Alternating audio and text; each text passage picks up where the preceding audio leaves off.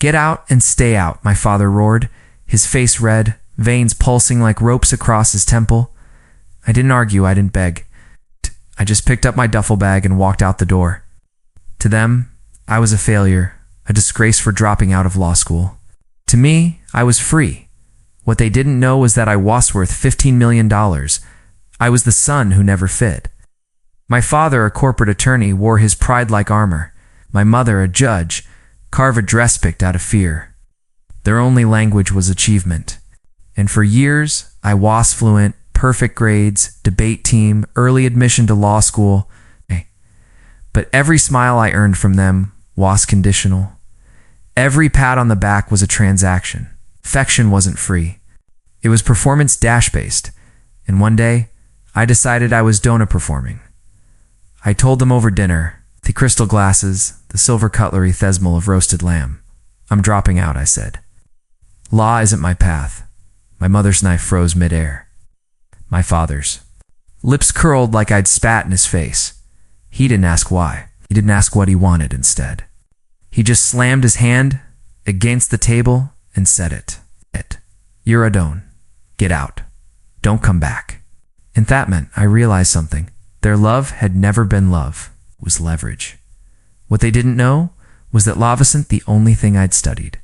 In high school, while they pushed tort law and case studies, I was teaching myself something else. Algoness, trading systems. By 22, I'd built software that predicted market patterns faster than hedge funds. Quietly, anonymously, I launched it. Within 2 years, I had investors. Within 3, HOAs worth $15 million. And yet, in their eyes, I was broke, weak, disposable. Left that night carrying nothing but a bag. The next morning, I signed papers for a Malibu mansion overlooking the Pacific. I didn't tell them, not yet. Revenge, like a fine wine, needed to meadow breathe. For 3 weeks, silence. I let him believe I was sleeping on couches. I let him believe I was broken. Meanwhile, words spread in their circles. The failure son was seen leaving. Home with nothing. Whispers traveled fast. At charity dinners, golf clubs, country clubs, they spoke about me like I was a ghost. Then came the opportunity. My father's firm had been struggling, lawsuits piling, clients defecting. Tech investor willing to bail them out with fresh capital. A mysterious investor no one had met in person. Me. I sent in an associate. He signed on my behalf. Millions wired, the firm salvaged temporarily. My father celebrated in Thepris, calling it a partnership of fission. He didn't know he'd just sold me 49% of his empire. Within days, I had access emails, contracts, financials, and what I found wasn't just arrogance. It was rot.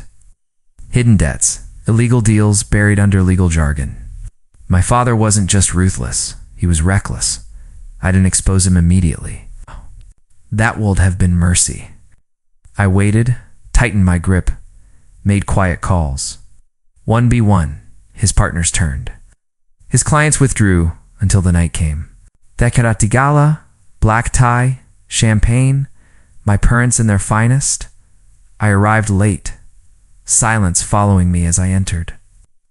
My father saw me and stiffened, his smile cracking. My mother's face drained off color. I walked to the podium, papers in hand. The crowd hushed. "I'd like to thank the board," I said calmly. As often I'll be assuming majority control of Harrison and Cole. Gasps, murmurs. My father rose from his seat, face purple. "That's impossible," Hess shouted. I handed the microphone to Theos, then turned to him, pulled out the signed contracts. "It's not only possible, it's legal. Every partner here approved it." His knees buckled. Mimitha clutched his arm, whispering frantically. I leaned close, just enough for him to hear. "You told me to get out." And I did. But when I came back, I brought the keys. The crowd erupted, half in shock, half in applause. Camera slash, my father sank into his chair. A titan turned to stone. That night, he drove back to Malibu. The waves crash her bellow the cliffs as I stood on my balcony, watching the ocean swallow the horizon. For the first time, I didn't feel like a son desperate for approval. I felt like a man who had written his own verdict. They threw me out because I refused to be their puppet. They thought he was worthless without their name. Now their empire wears mine. The Boythi abandoned. He built his own kingdom be the sea.